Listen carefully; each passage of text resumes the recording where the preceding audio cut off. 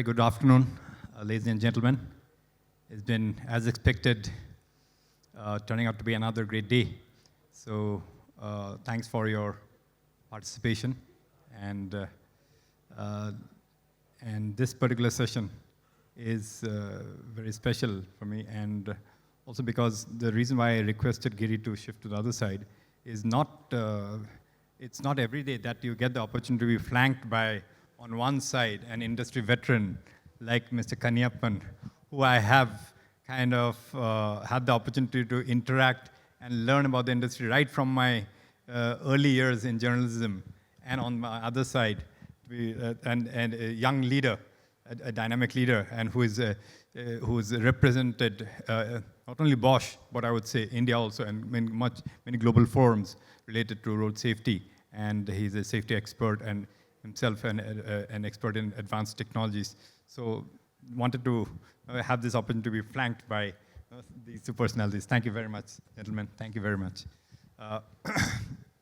So the theme of the session is technology and regulation roadmap for safer transportation. Just wanted to share thought behind why we kind of curated this theme is because India, as we all know, unfortunately, still hasn't come down from the top rung in the list of nations with the maximum number of road fatalities. Even after the Honorable Union Minister of Road Transport and Highways, he made a declaration a couple of years ago about the target of reducing the number, whatever the number was then, still India was on top, to reduce that number by 50% by 2024. We are in mid-2023. And it's, I think, if I'm not wrong, perhaps in his own admission, and this target is not going to be met by 2024. But we are hopeful that, if not 2024, but maybe thereafter, sooner than later, after 2024. So therefore, both the role of technology and regulation continues to be important. Adherence and enforcement to existing laws perhaps have to be much, much more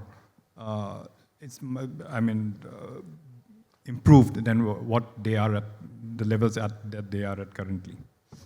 So since we can do, apart from ourselves really taking the pledge to be more conscious and responsible citizens and law-abiding citizens of that while driving and riding, so we can do little about influencing others' behaviors. But as a society, as a nation, the onus is on us to be more responsible and thereby do the needful. But when it comes to technology and regulation, yes, on the technology side, industry players, both OEMs and tier ones, have to have a lot to do. They are doing a great job, and regulation, of course, the policymakers. So here, as someone, as an industry veteran, Mr. Kaniappan, you have seen the transition of the technologies, road safety technologies, since your early days. Currently, and also, well, we all know the figure of road fatalities in India. Last year, it is reported to be at somewhere around 155,000 odd, which is unfortunately higher than the previous year.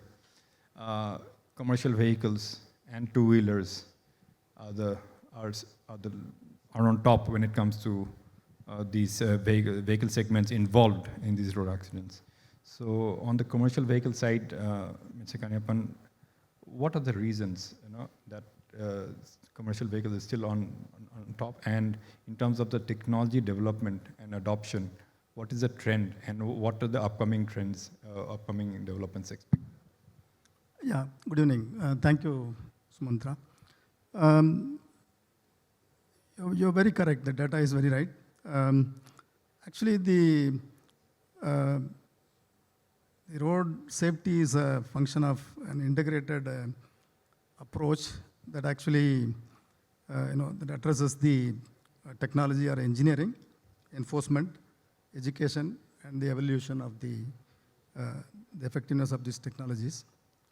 So we will take the first two, the technology and the enforcement. Technology, if you look at it, still we are in a very, very primitive stage in the commercial vehicle industry. Even though the basic safety system has got a fail-safe, but then still, the dynamics of the vehicle, it's not very much addressed by those basic systems. So in 2015, India went through the ABS regulation. But ABS itself is a technology that actually addresses only when you, very critical incidents, in a panic braking conditions, it makes the vehicle steerable and stable. Which is a very, I would say, it's not addressing everything. It is only a very critical situations it addresses. But then beyond that, there are many more technologies. Basically, the vehicle stability is very critical. Because that is much more critical in India because we deal with environment where overloading is a big issue. So when you overload, the center of gravity, when they actually take a turning, it actually makes the vehicle unsafe. It's unstable. The driver cannot manage that situation. So the vehicle, the stability control, electronic stability control is the technology that actually monitors the stability on a real time. The sensing, we have multiple features there in the technology that actually senses the stability of or monitors the stability of the vehicle in a real time and takes over the control in critical incidents where there is a potential accident. And then it brings the vehicle back to stability.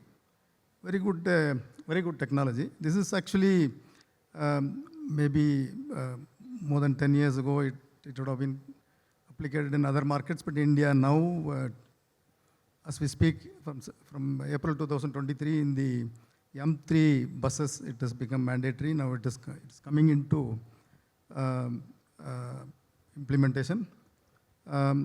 So this will address the bus stability issue. Then it has to come to the truck. Because the truck, the phenomena is quite serious. Yes. Because of the fact that people overload, the vehicle goes out of control. Then thereafter there are, now what has been possible. A few years ago this was not possible. Now the technologies have evolved to multiple levels, particularly those in the advanced driver assistance systems, which will actually help even something beyond what the vehicle stability. It will help the drivers to really drive the vehicle very safe. Because if you see in India, many of the accidents take place in the early mornings, yes, when the drivers are actually not alert. And it will also compensate for to some degree, not fully, to some degree of driver error. It will compensate. Yeah. Yes, of course. So if the advanced driver systems, if you see, the one aspect is the autonomous emergency braking. The road accidents normally takes place in the early morning when the driver is not alert. Because in India, we also don't regulate the working time of the drivers. He is not able to see what is in the front. Sometimes he also may sleep. So then you have today technologies that will actually sense what is in front, maybe through a camera or a radar. It will give initially alert to him. Still, if he is not able to really react, it will start applying brake or regulate the speed or apply the control in the torque, engine torque, etc. And then as a next level, if it's still not applying brake, it will apply full brake. Right. So this is called autonomous emergency. That's technology intervention, and ADAS is now gradually penetrating into commercial vehicles also. Then some of the accident takes place because if we take a turn, there are a lot of blind spots for the driver. He cannot see certain areas. Today you have technologies that actually can sense what is those invisible areas for a driver. Again, it alerts. So the entire gamut of technologies in the advanced driver assistance system is something is a very good enabler of safety for the drivers. Like that, today there are softwares. Today it's a software-driven vehicle. So software technologies or developments have come to a very great level. So you can use software, again, effectively to really facilitate this safety, at the same time even autonomous driving, up to autonomous driving. Then you go to telematics. There's also a lot of development in the telematics side. And your AIS 140 was a AIS-140 key intervention, right? The first two phases of AIS 140 is essentially to address the, I would say, the compliance and the safety aspects of the vehicle and the ecosystem. So there are a lot more we need to do to really achieve our targets.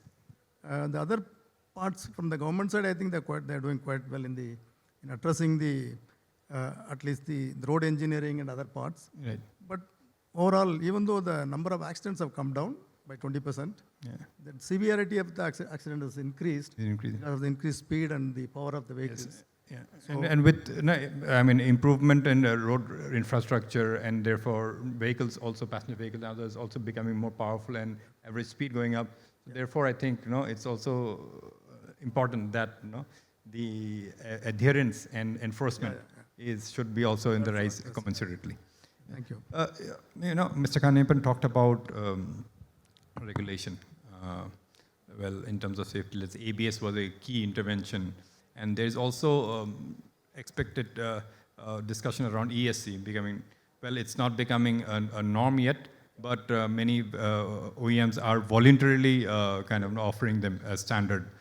Tell us, now how much of a difference could it make, the ESC, for example, and the ADAS, which is now, still at a very nascent stage, but is reaching a level of 1.5, in some cases to L2. So how much of a difference could it make? And secondly, since in the paucity of time, I'm also kind of clubbing the question about talking about the other initiative of Bharat NCAP that's coming up. So the relevance of crash test in India. So these three factors, if you can share your Thank you. Thank you for the question. So first and foremost thing is the technology and relevance for India. Electronic stability control is such a wonderful technology where it takes care of loss of control. And once the vehicle goes off the road by oversteering or understeering, you have a differential braking so that the vehicle comes back to its own position. Now the point is, in India, we always have a thought process that the safety is always bundled with respect to some other components in the car and is sold. Okay, if I want a standalone ABS, I cannot buy. If I want a standalone ESC, I cannot buy. So everybody wants to take everything through a regulation and the legislation route, which may not be necessary in India, because the classic example what we saw here is when you think of airbags and ABS, everything was most of the OEMs who did not agree to put it in the base variants, though it is a common technology. But when it comes to ESC, we saw a quick shift in the thought process of the manufacturers that ABS and airbags got everything 100% installed in all the base variant of the cars through only after legislation is rolled out. But in electronic stability control, we already have 75%. We already have a 75% installation rate, though we don't have a legislation. Yeah. Now we have to answer whether it has to be a top-down push or bottom-up approach. So that's the thing. Now the people understood exactly what is the need of the safety. I may not say 100%, but to some extent they know. Awareness is on the rise. Yeah, what they want. So in a way that ESC is a first step for ADAS. So anything you want, the base is ADAS. Base for the ADAS is electronic stability control. Okay, this is a quite tricky question. ADAS is a commonly termed which is used in many of the European market, and sometimes it's misused in India as well. So there are close to 80 to 100 products in ADAS, to be very precise, for passenger car segment. Whether all this product fits into the Indian market is a big question. So that's where we at Bosch, 5 years back, thought about this, and we did a complete research using close to 10,000 accidents, which is collected from India. Yeah? So each accident has been collected in various locations, and each accident has close to 3,000 parameters. And all these 3,000 parameters are put together and analyzed, reconstructed, and exactly seen how exactly these accidents could be avoided. And my team, what we did is like we put all the accidents in a bucket and all the product, say in the quote ADAS, starting from FCW, AEB, everything which comes, cross traffic alert. And then we try to map whether this kind of a situation exists in India, whether this product is going to fit for India. The wonderful result, what we saw is, you take all the products which is lying in the world in term ADAS, and you put it in a car, today's car in India, and it can only address 48% of accidents. Oh. Nearly 52% of the accidents in India, there is no product in the world which can address. Oh. So this leaves us a big black box of 52%, where an Indian automotive industry, Indian tier 1 suppliers can really look into it and develop some product. I'll give you one example. Okay. So for example, I'll simply ask you a question. When you're driving, I think everybody drives a car here, right? So when you drive a car, what do you do when you see an obstacle? Quick answer. You brake? Are you sure you're going to brake? Slow down. Okay, slow down by what? Steer. Someone said steer. How many steer? Just quickly raise your hands. Okay. I see some. Okay. How many just brake? How many do nothing? Okay. We are talking about ADAS, and we do not know the Indian driver behavior. So we did a study in 2016 and 17, and we found only 7% of Indians brake when they see an obstacle. 7? Only 7. And you have close to 37% of the people do a steering and braking together because they are not sure whether they want to stop a car, whether they want to drive right, they want to drive left, etc. And 33% of the people or Indian drivers do not do anything when they see an obstacle. They just go and crash. This is a hard fact data, and this is a published SAE journal paper. You can refer it. I can give you this reference. Now, why did I say this is the question. Now, a product which is developed in Germany, example, when a German drive a car, when they see an obstacle, 47% of the people of German drivers just brake. This is the data coming from GDAS database, German in-depth accidents database. Only 7 to 10% people steer. Same car, same brake. Why is two different driving behavior? Simple answer is, when you see an empty lane on your right side or a left side in Germany, you are not supposed to go to that lane, right? Everybody follow lane discipline. Okay. In India, you find an empty space, you just squeeze in your car, bike, whatever it is. This is directly incorporated into the Indian riders and drivers, yeah? Now the point is, you have such a big shift from driver behavior from A country to a B country, and trying to import direct technology from A country to a B country, does it gonna fit? No, right? Yeah. This is what we are trying to do within Bosch to identify these gaps and see what product fits rightly for the country. And I can bring in any technology in the world and sell it tomorrow in the market. But is it going to serve purpose? It's going to save lives? Very, very so interesting. This black box is what we are trying to do, and we are trying to publish many more papers. Keep in touch. We will give you some more information for further developments. Okay. And ETAuto will be a good platform. Thank you. To take this forward. And indeed, see, this is what happens when you have an engineer researcher in the panel. No? A lot of interesting insight, a lot of data. And I didn't get a time to answer your NCAP. Huh? Yes, if you can quickly. Okay. So NCAP is a long story. I know we have run out of time, but I'll just take 2 minutes for another 5-7 minutes, please. Yeah. Okay, cool. So Bharat NCAP is a long-standing topic where we were discussing since 2010. I think Arai, Manika sir, there were a lot of people who wanted to bring this. So NCAP is a crash test program where you try to crash a car and try to identify whether it's structurally worthy or not. So that's a main program. So we have been debating this against global NCAP, Euro NCAP, Japanese NCAPs, and all those things. And everybody comes under a foundation called Global NCAP Foundation. Now the big question is whether it is relevant for India or not.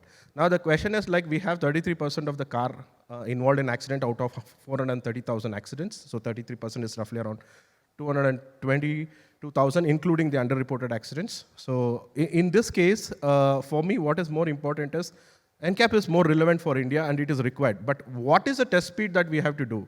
What is the configuration which we have to do? Nobody thought about it. So European Union or EC regulation or some GTR says that 40% ODB, 64 kph, full frontal crash. 56 kph, side deformable, full frontal crash. That's it. You crash every country, every car with the same speed. Is it going to be relevant? And I have a structural integrity of X%, and if you crash a car, It's not going to stand for that purpose. So overall point is, BNCAP as a whole, this had a debate for almost 10 years from 2012, 13, 14 till 2022. And industry leaders from SIAM, ACMA, RI, everybody could not come to a common conclusion what is required for India. So what was taught us with the ministry, let's do the first Euro NCAP test as a start, as a phase 1. We will not debate what is good, what is bad, what is right, what is wrong. Let's bring in 64 kph, 40% offset deferable full frontal crash directly to India, and one side crash, only 2 tests. Okay. And let's implement this as phase 1, and not regulatory and not legislated. It's a voluntary phase. You can test your cars in India and see whether it is going to happen. The phase 2 is where we are already working in to identify what is the exact relevant speed we want to crash. What is the exact relevant offset we have to do. 56? So 56 is for side, 64 is for the front. Yeah. Whether it is relevant, whether we need lesser speed, whether we need more speed, that we do not know. So nobody in the world has done this study yet. Yeah? We are also trying to do this. Possibly in a couple of years, we may publish a couple of research reports which might be interested for you to redesign the NCAP test and come up something new for the country. Bharat NCAP, why we copied everything from the global NCAP is because if you start debating, next 10 years we debate what speed. Yeah. But we did not get anything. So that's why we got this. At least you have the starting point somewhere. Exactly. So thank you. Thank you for 2 minutes. Mr. Kaniappan, one quick word from you. With your organization, WAPCO now getting integrated with a global, even a large organization as ZF. So how does it equip you in terms of to be able to offer more services or solutions which will contribute towards advanced, to kind of basically push the safety envelope further? Yeah. WAPCO was essentially a braking system company and control systems. We had vehicle controls technologies, which is to control the braking, transmission, meaning the AMT.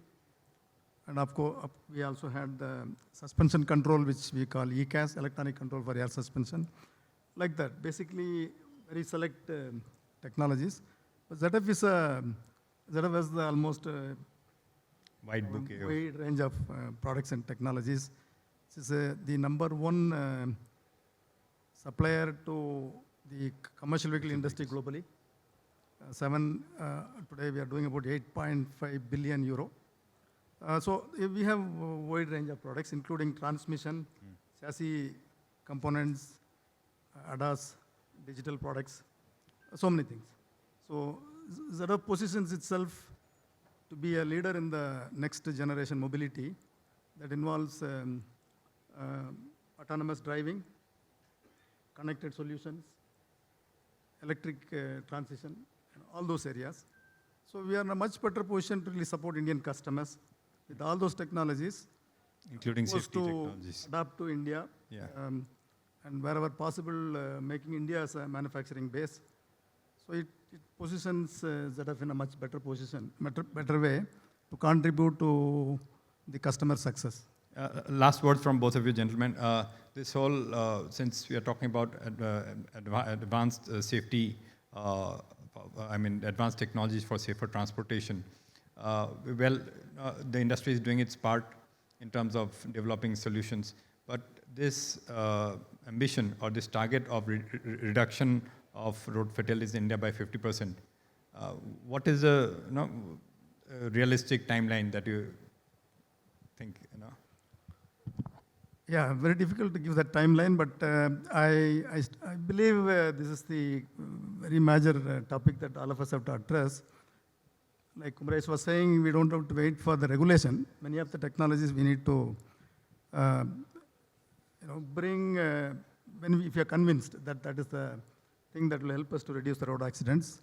We also have to work extremely intensely on educating the people and making sure they themselves are taking responsibility for their own safety also.